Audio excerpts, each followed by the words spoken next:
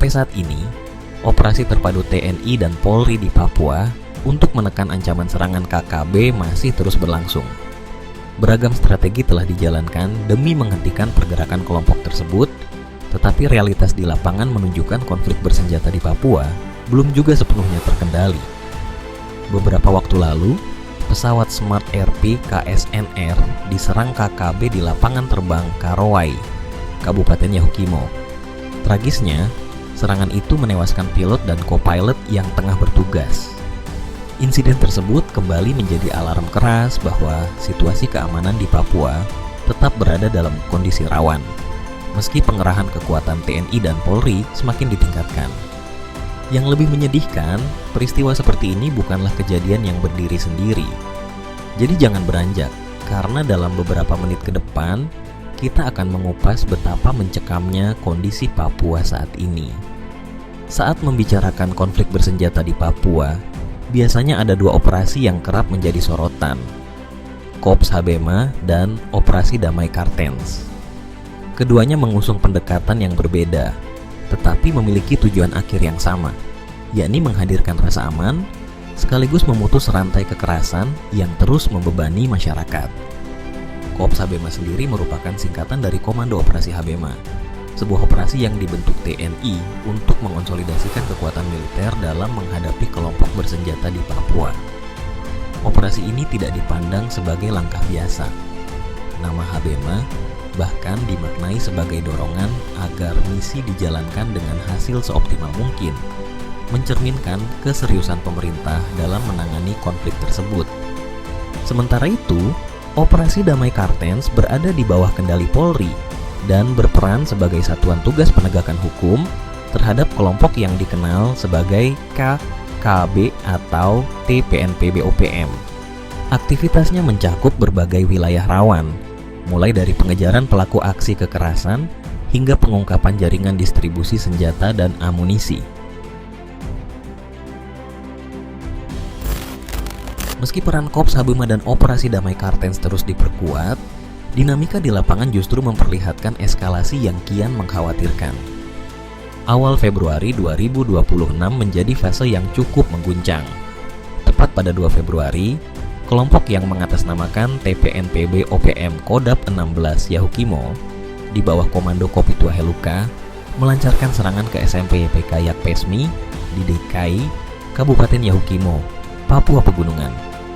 Tempat yang semestinya menjadi ruang aman bagi proses belajar mendadak berubah menjadi lokasi tragedi. Seorang guru bernama Daniel Dati tewas setelah dikejar dan diserang di lingkungan sekolah. Tidak ada baku tembak, tidak pula perlawanan. Kekerasan terjadi secara sepihak dan meninggalkan luka batin yang mendalam. Sejumlah siswa yang menyaksikan langsung maupun mendengar peristiwa itu dilaporkan mengalami ketakutan hebat. Kegiatan belajar mengajar pun terganggu, sementara warga sekitar diliputi rasa cemas yang tak kunjung reda. Insiden ini menjadi tanda peringatan keras bahwa sasaran kekerasan tak lagi terbatas pada aparat, melainkan telah merambah ruang sipil paling fundamental, dunia pendidikan. Beberapa hari setelah insiden di sekolah, keadaan belum juga sepenuhnya kondusif. Pada 12 Februari 2026, seorang sopir truk pengangkut air bersih menjadi korban penembakan saat melintas di jalur DKI menuju Lopon, Yahukimo. Saat itu, ia sedang menjalankan tugas rutin mengirim suplai air bersih untuk warga. Di tengah perjalanan, tiba-tiba tembakan dilepaskan dari pinggir jalan dan mengenai punggung kirinya. Meski dalam kondisi terluka, sopir tersebut tetap melanjutkan perjalanan bersama keneknya hingga mencapai titik yang dianggap lebih aman. Setelah itu, ia dievakuasi ke RSUD DKI, kemudian dirujuk ke Rumah Sakit Bayangkara Polda Papua di Jayapura untuk mendapatkan penanganan medis lanjutan. Peristiwa ini menunjukkan pola ancaman yang semakin meluas. Warga sipil yang menjalankan layanan dasar kini turut menjadi sasaran. Bahkan distribusi air bersih, kebutuhan paling mendasar, tak lagi sepenuhnya lepas dari bayang-bayang konflik.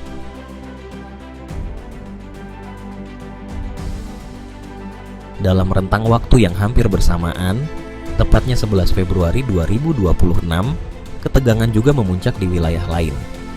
rombongan kendaraan PT Freeport Indonesia diserang di kilometer 50 kawasan Tembagapura, Mimika. Berdasarkan keterangan resmi, insiden bermula saat personel Koramil 1710-0, 4 garis miring Tembagapura tengah menjalankan tugas pengamanan. Sebelum akhirnya terjadi serangan bersenjata yang memicu kontak tembak. Dari kejadian tersebut, 3 orang dilaporkan terkena tembakan. Serka Arifin Cepa gugur, Sertu H mengalami luka, dan seorang karyawan PT Freeport berinisial HR turut menjadi korban. Rekaman video yang beredar menunjukkan proses evakuasi menggunakan kendaraan patroli Security Risk Management Freeport dengan suasana lokasi yang tampak mencekam dan aparat bersiaga di sekitar area kejadian. Selain jatuhnya korban jiwa dan luka, beredar pula informasi bahwa 2 senjata api milik anggota TNI diduga dirampas dalam serangan tersebut. Meski belum ada konfirmasi akhir, kabar ini semakin memicu kekhawatiran akan potensi bertambahnya kekuatan persenjataan kelompok bersenjata di wilayah konflik. Serangan di kawasan strategis seperti area operasional Freeport jelas bukan semata isu keamanan. Dampaknya berpotensi meluas, termasuk terhadap stabilitas ekonomi daerah, mengingat kawasan itu tergolong sebagai objek vital nasional.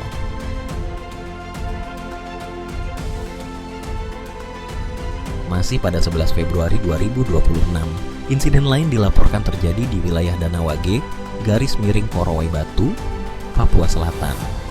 Sebuah pesawat Smart Air tipe Cessna Caravan dengan registrasi PKSNR sebelumnya terbang dari Tanah Merah dan mendarat sekitar pukul 10.38 waktu setempat dengan total 12 penumpang di dalamnya.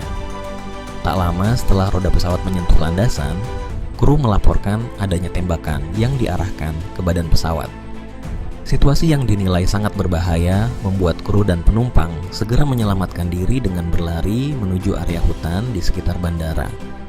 Beberapa jam kemudian, kabar duka pun beredar. 2 pilot, Kapten Egon dan Kapten Baskoro, dilaporkan meninggal dunia akibat tembakan kelompok bersenjata. Di tengah tragedi tersebut, terdapat satu perkembangan penting. 13 penumpang, termasuk seorang balita, dinyatakan selamat. Mereka berhasil dievakuasi dalam keadaan hidup meski mengalami tekanan psikologis pasca kejadian.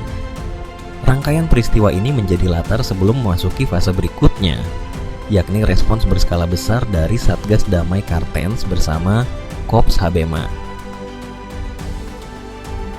Menjelang akhir Januari hingga awal Februari 2026, intensitas operasi keamanan dilaporkan meningkat tajam di sejumlah wilayah Papua Tengah, salah satunya distrik Kembru, Kabupaten Puncak.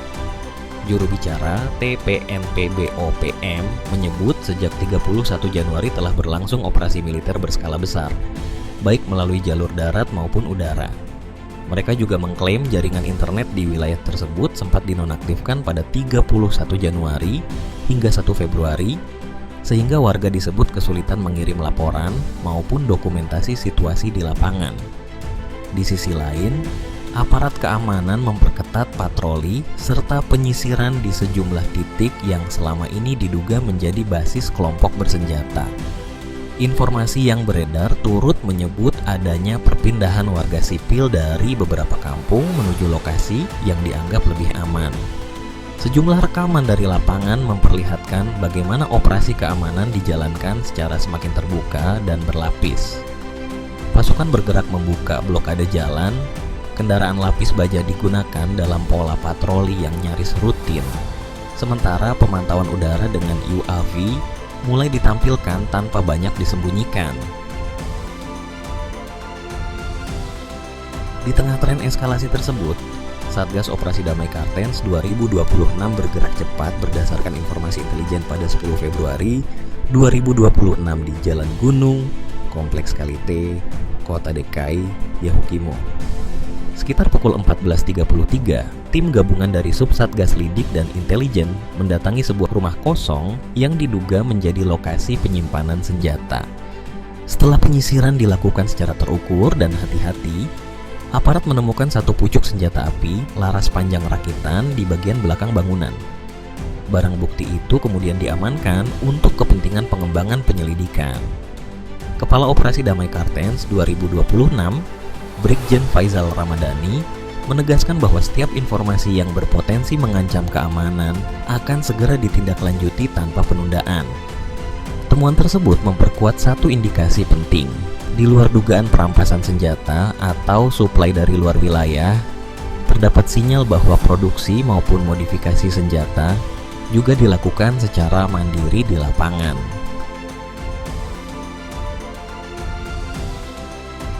Setelah penyerangan terhadap rombongan PT Freeport di kilometer 50 pada 11 Februari, fokus aparat segera tertuju pada pengamanan objek vital nasional.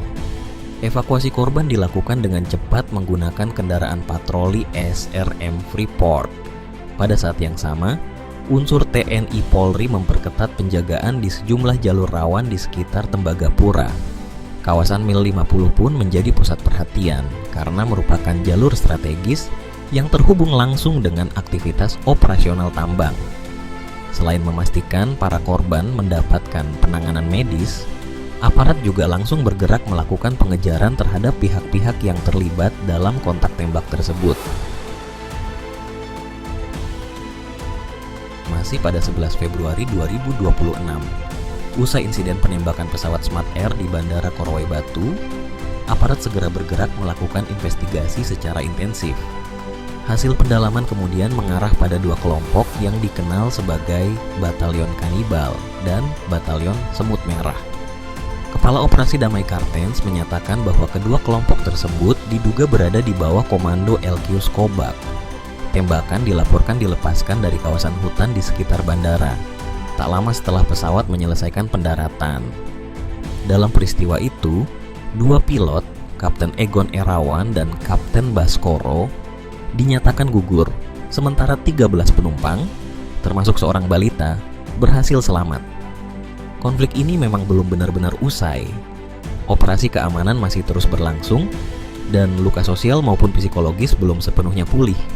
Namun harapan tetap dijaga, harapan bahwa suatu hari dialog dapat menggantikan dentuman senjata, rasa aman kembali menepis ketakutan, dan Papua tumbuh dalam suasana damai.